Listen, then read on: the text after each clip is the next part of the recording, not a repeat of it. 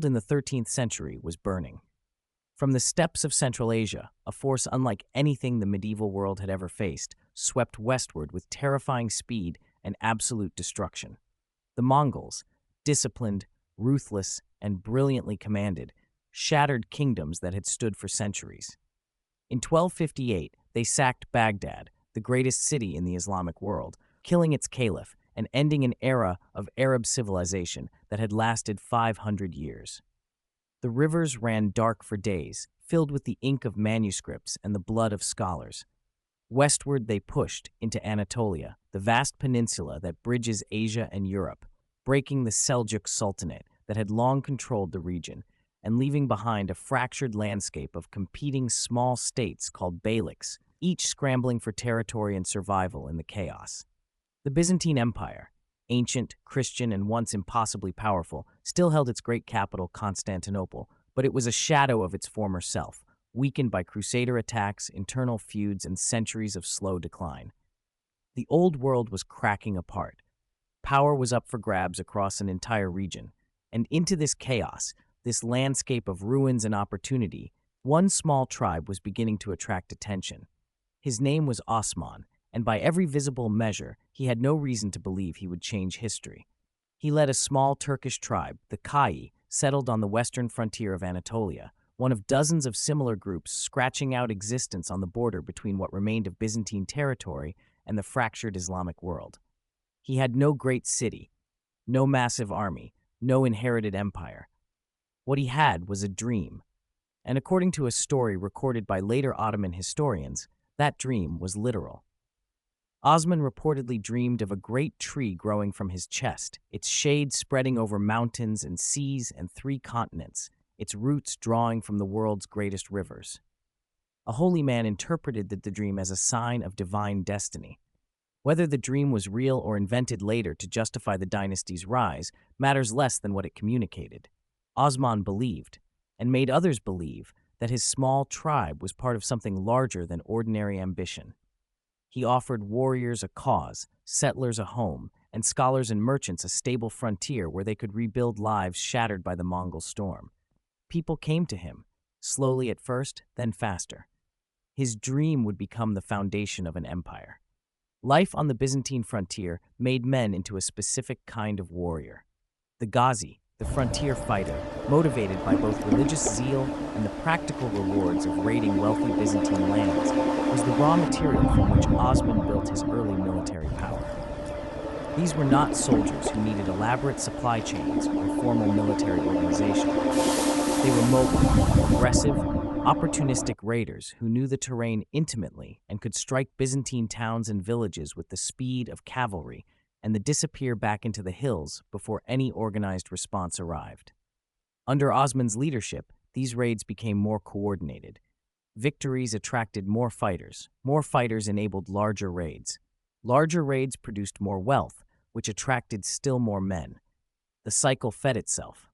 Byzantine frontier defenses, never strong in this period, began to collapse under sustained pressure. Small fortresses fell. Villages were abandoned. Land that had been Byzantine for generations passed under Ottoman control, not through single dramatic battles, but through the slow, relentless pressure of a frontier being pushed back mile by mile. Each victory brought Osman more warriors, more resources, and more prestige among the competing beyliks of Anatolia. The others were watching. Some were nervous, some were calculating. All of them understood that something new was forming on the western edge of their world. Each victory drew more warriors to Osman's banner.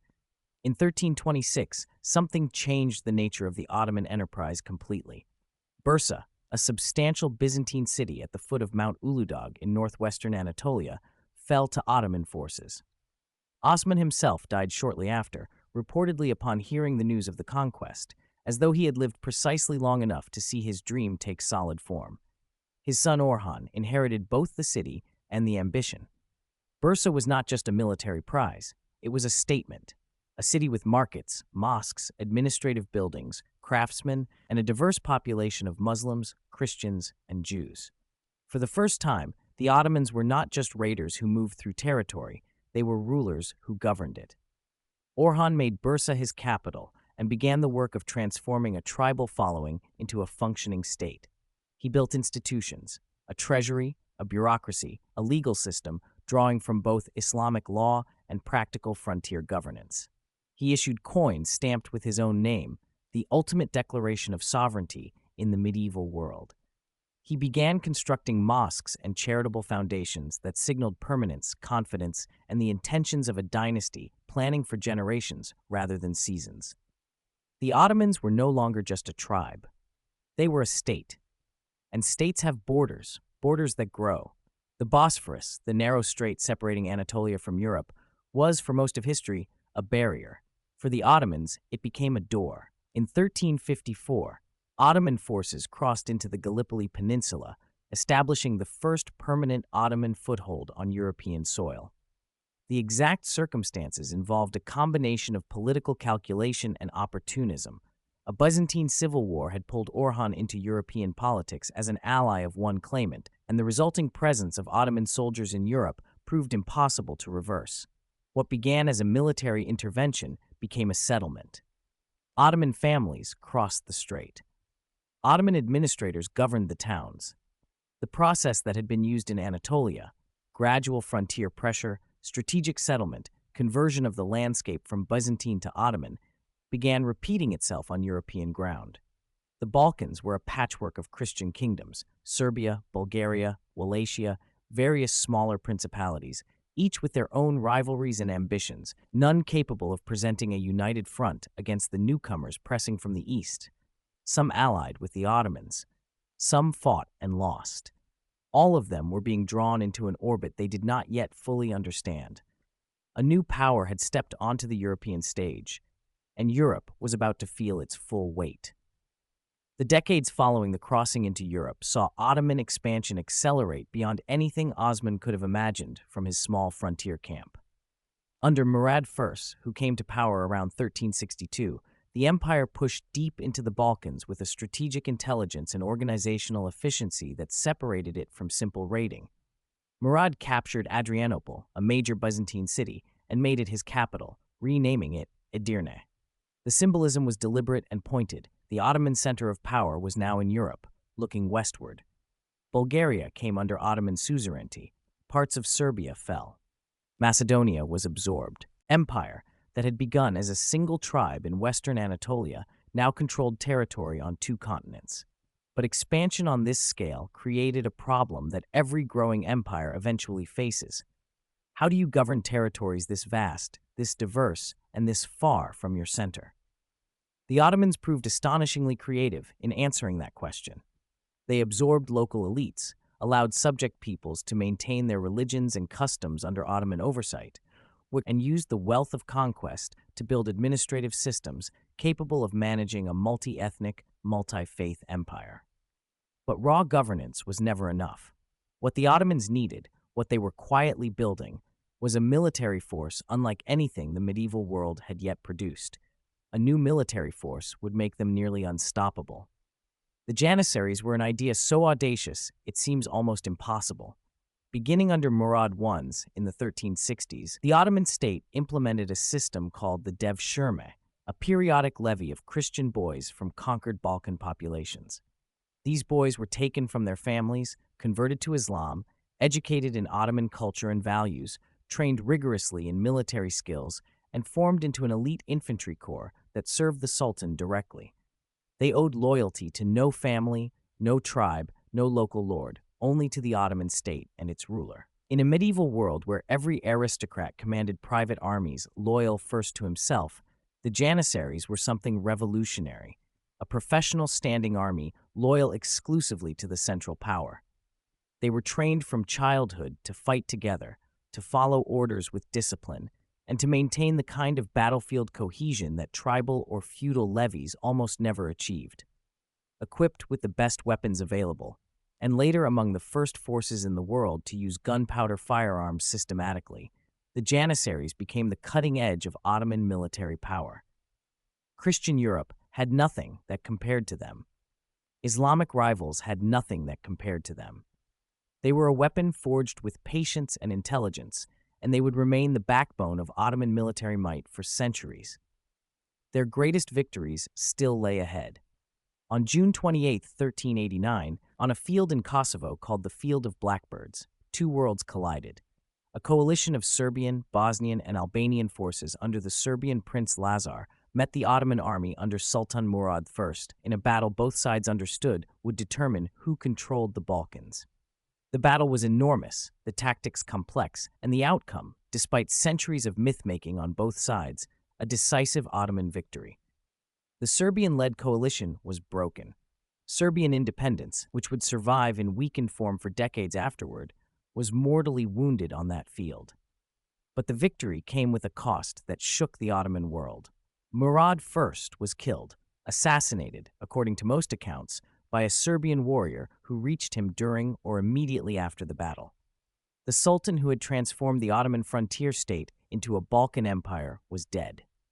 His son Bayezid, who commanded a wing of the army, acted with cold speed, immediately executing his brother to prevent any succession dispute and taking command of the empire. Bayezid earned his nickname, Yildirim, meaning thunderbolt, through the speed with which he moved and struck. He would expand the empire further still, pushing deeper into Europe and Anatolia alike. Victory at Kosovo had come at a terrible cost, but the empire moved forward without slowing. For a moment in 1402, it appeared the Ottoman Empire was finished. Tamerlane, the terrifying Central Asian conqueror who had already carved a path of destruction from India to Russia, turned west and entered Anatolia. He was not interested in the Ottomans for religious or territorial reasons alone. He had been petitioned by the Anatolian beys whose lands Bayezid had absorbed, and he saw in the Ottoman Sultan an upstart who deserved correction. At the Battle of Ankara in July 1402, the two great armies met. Bayezid's forces included the Janissaries and a large cavalry, but the battle turned against him when Anatolian vassals, resentful of Ottoman authority, switched sides mid-battle. The result was catastrophic. The Ottoman army was destroyed. Bayezid himself was captured, the first Ottoman sultan ever taken prisoner, and he died in captivity months later. Timur restored the Anatolian beyliks, divided Ottoman territory among Bayezid's sons, and departed east. The Ottoman state dissolved into civil war as four brothers fought for the remnants of their father's empire. By any rational calculation, the Ottoman enterprise should have ended there in the dust of Ankara. Most empires shattered this completely, never recovered. But the Ottoman state was not finished. One brother survived and rebuilt, and the empire that rose from that reconstruction was hungrier, sharper, and more determined than before. His name was Mehmed, the second, called Fatih, the conqueror, and from childhood he was obsessed with one idea: Constantinople. The great city that sat at the crossing point of Europe and Asia, protected by walls that had defended it for 1,000 years, capital of the remnant Byzantine Empire that still technically existed despite controlling almost nothing beyond its own walls. Every Ottoman sultan before Mehmed had besieged it and failed. The walls, the Theodosian walls built in the 5th century, a triple line of fortifications so massive they had never been breached, seemed to promise that Constantinople would always survive, always endure, always stand as a Christian fortress in the heart of a world the Ottomans were reshaping. Mehmed became sultan for the second time at the age of 21 in 1451, having been briefly placed on the throne as a child before being pushed aside.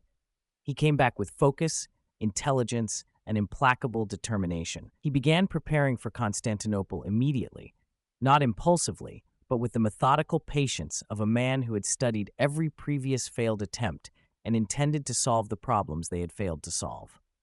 He commissioned a massive new fortress on the European shore of the Bosphorus, cutting off Constantinople's supply lines. He hired a Hungarian engineer named Urban to cast the largest cannon the world had ever seen. The walls had stood for 1,000 years. Mehmed intended to end that record. The siege began in April 1453 with a display of Ottoman power that the defenders of Constantinople had never seen before. Urban's great cannon, so massive it required 60 oxen to move, hurled stone balls weighing over half a ton against walls that had never faced anything like it. The ground shook with each shot. Sections of the ancient fortifications crumbled. The Byzantine defenders, numbering perhaps 7,000 men, a fraction of what the city needed, patched the breaches at night while taking fire during the day, an exhausting cycle that slowly drained their strength and their hope. The Ottoman army surrounding the city numbered perhaps 80,000. The disproportion was almost incomprehensible. Mehmed also demonstrated startling ingenuity when the Byzantine chain blocking the Golden Horn, the harbor inlet beside the city, prevented his fleet from attacking from the north. He ordered his ships dragged overland on greased logs, bypassing the chain entirely and launching them into the Golden Horn from the other side. It was an engineering feat of audacity and scale. The Byzantine defenders woke one morning to find Ottoman ships in waters they had believed permanently secured. The city was surrounded on every side. Supplies could not get in. Reinforcements could not reach them. Emperor Constantine V walked his walls each night, praying for a miracle from the west that was not coming. One final assault would decide everything. In the early hours of May 29, 1453, Mehmed II ordered the final assault. Wave after wave of Ottoman troops struck the walls. The Janissaries came last, fresh, disciplined, and ferocious, where earlier waves had tired the defenders. A small gate in the wall, the Kirka Porta, was found unlocked, left open by defenders who had gone to reinforce another section and forgotten to close it.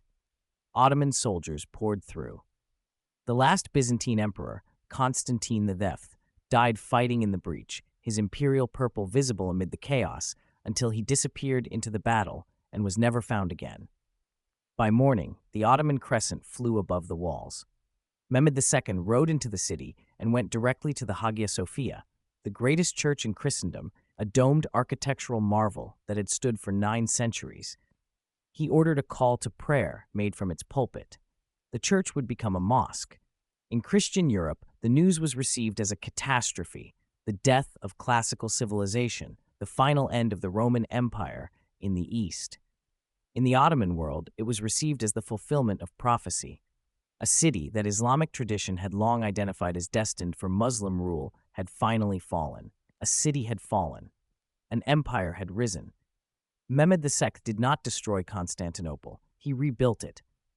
The Sultan who had conquered the city understood immediately what it could become, not a ruin to be stripped and abandoned, but the greatest capital in the world. He brought in repopulation programs, inviting Muslims, Christians, and Jews from across the empire to settle in the city's emptied neighborhoods. He renovated its infrastructure, built new mosques, khans, and bazaars, and created the Grand Bazaar that would become one of the world's great commercial centers. He transformed Hagia Sophia while leaving its architectural glory intact. He began construction of the Topkapi Palace, the sprawling complex of courtyards, pavilions, and audience halls that would serve as the nerve center of Ottoman power for 4 centuries. He renamed the city, though in practice it had been called various versions of Istanbul by locals for decades, and declared it the heart of his empire. Mehmed himself was a man of extraordinary intellectual breadth. He spoke multiple languages, collected manuscripts, commissioned portraits from Italian Renaissance painters, and engaged scholars of every faith in his court. He saw himself not merely as a conqueror, but as the heir to both the Islamic Caliphate and the Roman imperial tradition. The Ottomans were no longer only getting started. They were becoming something civilization had not seen before. In 1520, the Ottoman throne passed to a man who would define his empire's peak the way few rulers in history have defined theirs. Suleiman I, called the Magnificent by Europeans and the lawgiver by his own people, inherited an already vast empire and expanded it further in every direction. His military campaigns read like a summary of the medieval world's greatest ambitions fulfilled. He captured Belgrade in 1521. He destroyed the Hungarian kingdom at the Battle of Mohatz in 1526, killing the Hungarian king on the field. In 1529, his armies besieged Vienna, the first time Ottoman forces had pushed so deep into the heart of Europe, and a moment that sent genuine terror through every European court. He expanded into Mesopotamia, taking Baghdad from the Safavid Persians. His fleets dominated the Mediterranean under the command of the legendary admiral Hayreddin Barbarossa. The Ottoman Empire under Suleiman stretched from Hungary in the northwest to the Persian Gulf in the east, from the Crimea in the north to Yemen in the south. But Suleiman was not only a conqueror. He overhauled the entire Ottoman legal system, creating a comprehensive code of laws, the Kanun, that governed everything from land tenure to criminal justice. His court was a center of architecture, poetry, and intellectual life that rivaled any in the world. The empire was approaching its absolute peak. At its height under Suleiman, the Ottoman Empire controlled an estimated territory of 5.5 million square kilometers. It administered populations speaking dozens of languages across 3 continents. It governed ancient cities like Cairo, Baghdad, Jerusalem, Mecca, Medina, and Belgrade simultaneously. Its navy controlled the eastern Mediterranean and the Red Sea. Its trade networks connected Europe, Africa, and Asia through commercial hubs that generated enormous wealth. The empire was not merely large, it was functionally one of the most sophisticated administrative entities the world had ever seen. Its millet system allowed Christian, Jewish, and other non-Muslim communities to govern their own internal affairs under their own religious leaders while paying taxes to the Ottoman state. This pragmatic tolerance, rooted in both Islamic tradition and practical governance, allowed the empire to absorb and maintain vastly diverse populations without the constant rebellions that simpler systems of imposed uniformity tended to generate. European ambassadors visiting Istanbul wrote home with a mixture of awe and fear at the empire's organization, wealth, and military capacity. The Ottomans had become the standard against which every other power measured itself. Yet even as the flags flew from 3 continents and the wealth of the known world flowed into Istanbul, something was changing inside the palace walls. Beneath the glory, cracks were beginning to form. The Topkapi Palace was the brain of the Ottoman Empire, and like any complex brain, it was capable of extraordinary function and catastrophic dysfunction in equal measure. The harem, the administrative corridors, and the throne room were not merely private spaces. They were the arenas where real power was contested by people who could never exercise it openly. Mothers of potential heirs, the valid sultans, built networks of influence that could make or destroy a sultanate. Grand viziers who held the actual day-to-day power of government were appointed and removed at the sultan's pleasure, making the position simultaneously the most powerful and most dangerous in the empire. The system of fratricide, the practice, made law under Mehmed II, of executing all brothers upon a new sultan's accession to prevent civil war, gradually gave way to a different practice of imprisoning princes in the palace's kafes, the gilded cage. Princes raised in isolation, cut off from military experience and political education, sometimes emerged to rule an empire they had never governed in any form. The quality of Ottoman leadership, so consistently strong in the empire's early centuries, became increasingly erratic as the 17th century approached. Corruption spread through the administration. Janissaries, once the empire's sharpest weapon, became a political force that could depose sultans they disapproved of. The empire's enemies no longer stood only beyond its borders. The tide began turning with battles that previous generations of Ottomans would have found unthinkable. In 1571, the Holy League, a coalition of European naval powers organized by Spain and Venice, met the Ottoman fleet at the Battle of Lepanto off the coast of Greece and destroyed it. It was the largest naval battle in the Mediterranean since antiquity, and the Ottoman loss was catastrophic in human terms, tens of thousands of men and hundreds of ships. The empire rebuilt its fleet with impressive speed, but the myth of Ottoman naval invincibility was gone. Vienna held against a second Ottoman siege in 1683, the last great push into Europe, and the relief army that broke the siege began a counteroffensive that pushed Ottoman forces back through Hungary and into the Balkans over the following decades.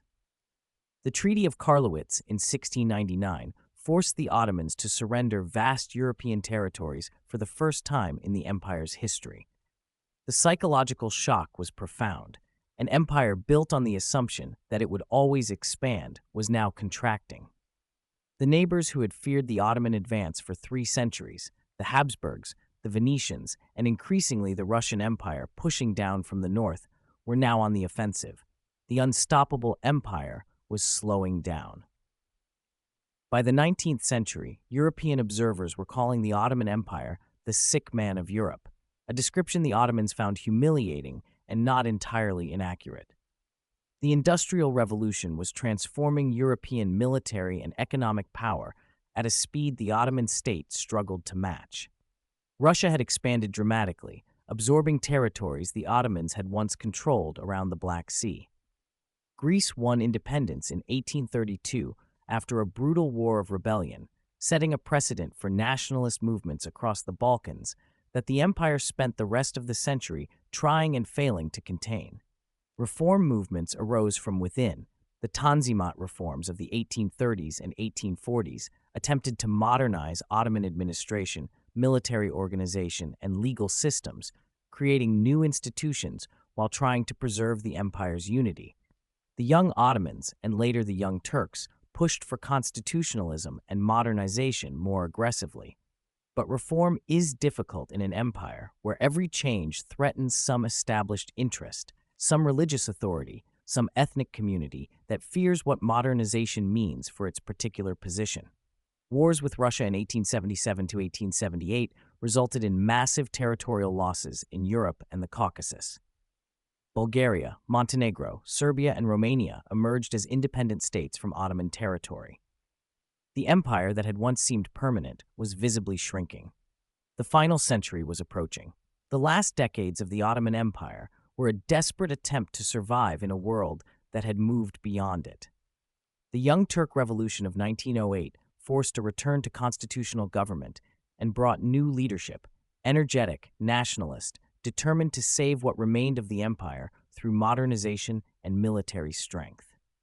But the Balkan Wars of 1912 to 1913 stripped away almost all remaining Ottoman territory in Europe in two devastating campaigns, leaving the empire holding only a small piece of Thrace on the European side of the Bosphorus. When World War I began in 1914, the Ottoman leadership made the fateful decision to side with Germany and Austria-Hungary, calculating that alignment with the Central Powers offered the best chance of recovering lost territories and blocking Russian expansion. The gamble failed. 4 years of devastating warfare on multiple fronts, against Russia in the east, against British forces in the Middle East, against Arab revolts supported by the Allies, drained the empire of men, money, and territory it could not replace. The Gallipoli Campaign of 1915, where Ottoman forces under Mustafa Kemal, the future founder of modern Turkey, repelled an Allied invasion, was one of the few genuine military successes. But one victory could not save a losing war. By 1918, the empire had signed an armistice. The final reckoning had arrived. The banners have fallen. The sultans are gone. The 600-year empire that had once made Europe tremble, that had conquered Constantinople and ruled 3 continents, that had produced the architectural masterpieces of Sinan and the legal brilliance of Suleiman, formally ended on November 1st, 1922, when the last sultan, Mehmed VI, fled Istanbul in British warship. From its ruins, Mustafa Kemal built the Republic of Turkey, a modern nation-state where an empire had stood. But the Ottoman legacy was not contained within Turkey's borders. The modern map of the Middle East was drawn largely by the collapse of Ottoman territory after World War I, its lines and states and conflicts shaped by what came before. The architectural legacy of the empire remains visible across 20 countries: mosques, bridges, bazaars, and caravanserais that still stand after centuries of use.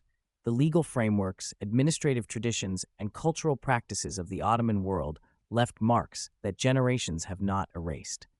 The empire's tradition of governing diverse populations under a single multi-ethnic, multi-faith state model remains a subject of serious study by political scientists and historians.